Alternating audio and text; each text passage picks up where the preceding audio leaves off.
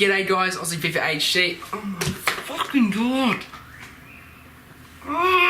That's what you get for frigging around with a frigging pencil. G'day guys, Aussie Fifa H. Damn it. D.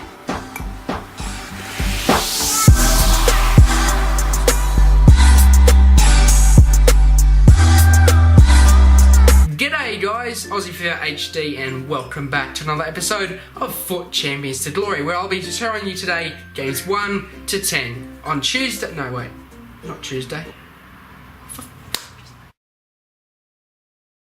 Tomorrow's episode, I will show games 20 to 21. Then Tomorrow's episode, I'll be showing you games 20 to 20. Tomorrow I'll be showing you games 11 to 20, then the following day will be games 21 to 13, and the following day after that will be games 31 to 14, and finally, you guys will see what prizes I indeed get. But if you indeed do enjoy this video, be sure to hit that like button and hit the subscribe button to help the channel grow. I hope you enjoy the video, and yeah, let's get into the clips. Right guys, so get into the clips, and yeah, we didn't start off very well. A very poor tackle from myself. Can you shut up, dog? Poor tackle. Very unprofessional. A poor tackle for myself, leading to a rebound, which then he scored the first goal. But as you see, I did not give up, and that's the most important thing in FUT Champions. Is you never rage quit and you never give up. Corners. Just. Do I need to say anything about corners? You know, every single game there's either a corner scored against you or there's a corner scored by yourself, and we equalised, making it 1-1, and that was pretty much the first 20 minutes. Then we ended up taking the lead with Adarice, very OP striker. I really do like him this year. Don't know, that might be just my playing style. You know, Adarice is very tall, strong. However, it could be just because he's 84 rated. Now, it's arguably whether the higher rated players are better. Like, for instance, I got Venon Holt. I've tried him before, 75 rated, 88 pace. You'd think he's going to be an absolute beast from the BPL. Well, I didn't quite enjoy him as much as I enjoyed Leighton Baines. And Leighton Baines is 83 rated. He's a very all-rounded card. He isn't very pacey, and when you look at him, you just think, you know, too slow for me. Well, no, he just has that sort of, you know, style about him that doesn't seem too slow, but we made it 5-1 in that game. Yeah, pretty much no way of my opponent coming back, and I believe we scored a 6th goal with Adarice, once again finessing far post, and I think there was a 7th. Oh, he's giving him teabag.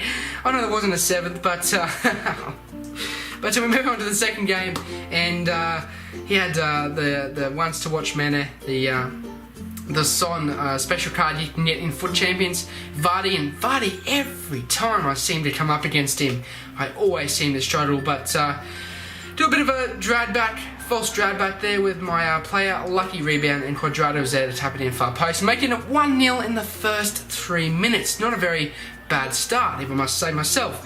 In off the post, and yeah, Quadrado is luckily there to tap it in, but once again, poor defending. I've been working all week to minimise the defending mistakes. You know, this guy was very good at the shielding. He was very good at shielding, the new shielding thing that EA have added in. He used it to his advantage, and you know, generally when new things are added into the game, it generally means that they're going to be OP this year, just like the V Dradback, and hopefully I'll get a tutorial on that very soon. But just like the V Dradback, whereas yeah, he's used the ball guarding system to his advantage, and it's worked in his favour, making it 3-1 there in the 37th minute. I was spewing, you know, I thought, here we go again, another 20 games that I'm going to lose. More poor defending from myself, terrible clearance from Koulibaly, and he's there to slot it home with a nice finesse shot into the far post. And yeah, my first defeat. Wasn't very happy as we come up against someone with the Alex Hunter that can obviously win in the what do you call it? The Journey. He's got a Swansea card on him, so he must be a fairly heavily Swansea fan. And just looked at the freaking aids on that. Seriously, the 56th minute.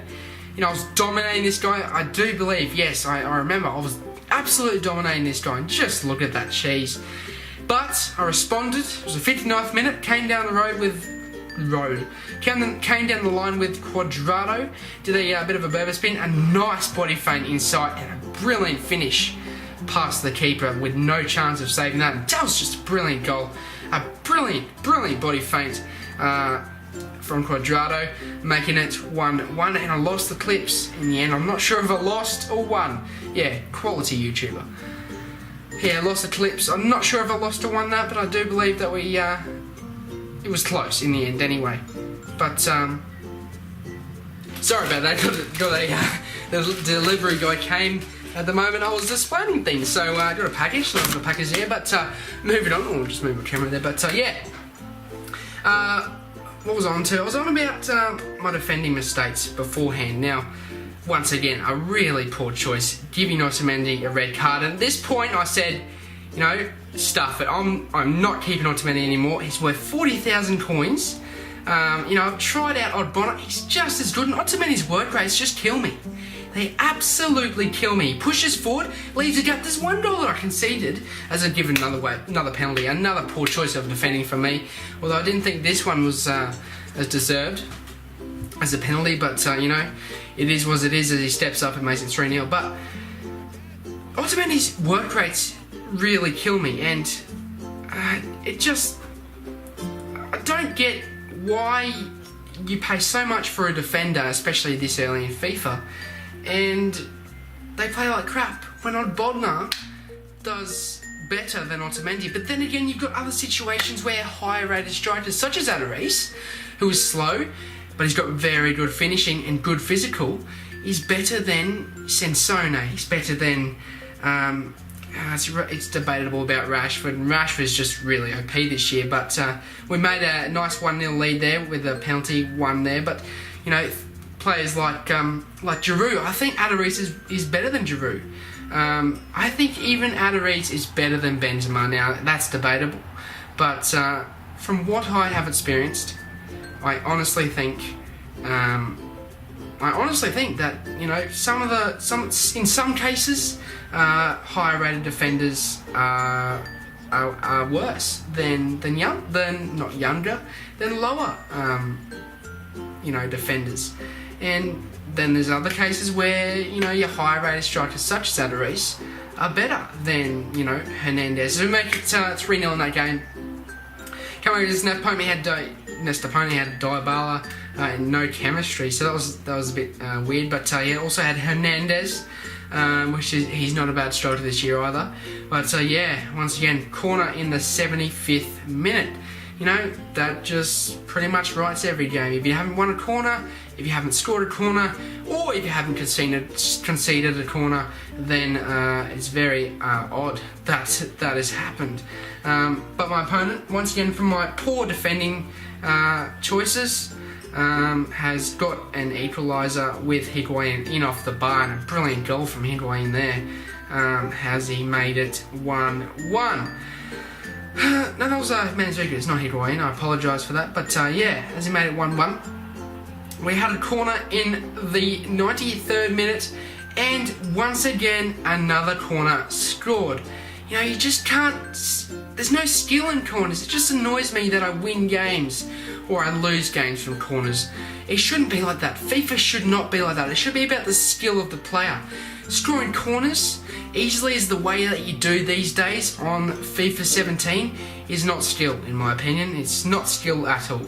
But we did break along the line with Quadrado. We won ourselves a penalty. My